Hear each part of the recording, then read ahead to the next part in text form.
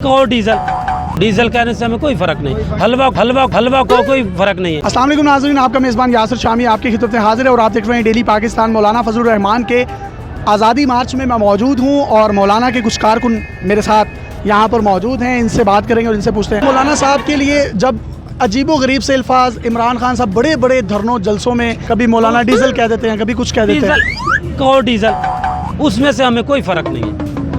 Diesel कहने से हमें कोई फ़र्क नहीं। हलवा को कोई फ़र्क नहीं है। आप खुद ही हलवा डीजल कही जा रहे हैं। कोई फ़र्क नहीं है हमें तो कोई को कम से कम इतनी वज़ीर आज़म को ये ज़ेब नहीं देता कि इस मनसब पर बैठकर और किसी दूसरे ये मनसब है ही नहीं। आप किस मनसब की बात कर रहे हैं? वज़ीर आज़म जहाँ हरीम शाह बैठ सकती है आप उसको मनसब कह रहे हैं। हरीम शाह किस तरह पहुंची है वहाँ तक? हमें तो नहीं पता कैसे पहुंची है। वहाँ बताए कैसे पहुंची है। खारिजा दफ्तर खारिजा में बेशुमार जो है ये हुकूमत की खुफिया डॉक्यूमेंट्स पड़े होते हैं। अगर हरीम शाह ने हुकूमत की नाअहली है, हरीम शाह पहुंचे या कोई और पहुंचे, हरीम शाह को उस कुर्सी पर बैठने के लिए जो है वो मिनट लगे, क्या मौलाना साहब उस कुर्सी पर बैठ सकेंगे?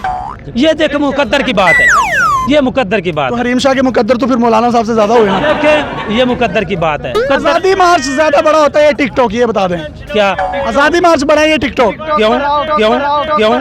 क्योंकि टिकटॉक पे हरीम शाह और आज़ादी मार्च में मौलाना साहब होंगे, टिकटॉक पे होंगे। इमरान खान साहब ने कश्मीर पर समझौता किया, आपके कारकुन कहते हैं क्या कोई समझौता नहीं किया खान साहब।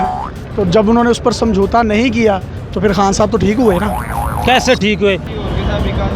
देख के मेरी बात सुने। खान साहब ने कश्मीर पर समझौता नहीं किया ना। ये देखे उसने समझौता नहीं किया